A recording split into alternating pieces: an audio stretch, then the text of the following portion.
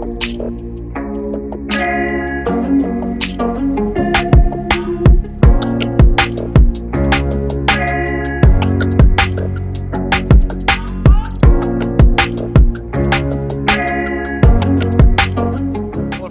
Chris here. Thanks for stopping by the channel. Hope you're having a great day.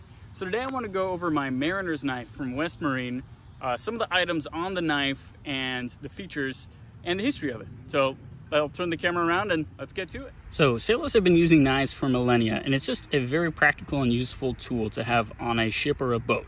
Now this is actually 4 tools in one, and West Marine makes a very high quality mariner's knife. And let me go through each of the tools. Here you have a pry bar at the end. You have a Marlinspike. In the front you have a shackle key, and then the back you have your knife, along with a lanyard, which is a critical component so that this doesn't go overboard when you're getting tossed around on the water.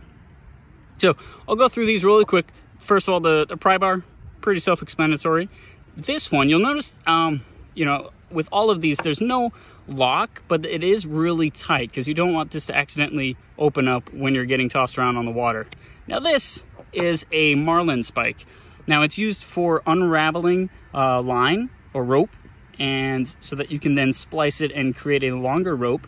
It's useful in untying any knots that may have you know, gotten too tight that you can no longer open them with just your hand. And it's useful for tying knots as well. You know, you need an extra finger, you can use this.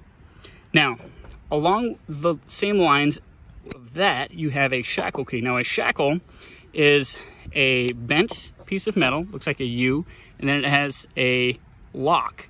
And now that lock is twisted into place, and sometimes that can also tighten like a knot, beyond the point of you being able to undo it with just your hand. So that's where you can both tighten, but mostly this is to give you leverage and not hurt your hand when you really need to unlock some of those shackles and open it back up after it's tightened itself too tight. So those are both very useful mariner specific tools, and this design of the knife is also mariner specific. You'll notice that it doesn't come to a tempered point there, because when you're, you know, being tossed around on the water, you don't want something that can potentially stab you. You know, it does have a point here because points can be useful on a knife, but it's not in a you know, a area that's more likely to hurt you, or a design that's more likely to hurt you. You'll notice that there's no serrations.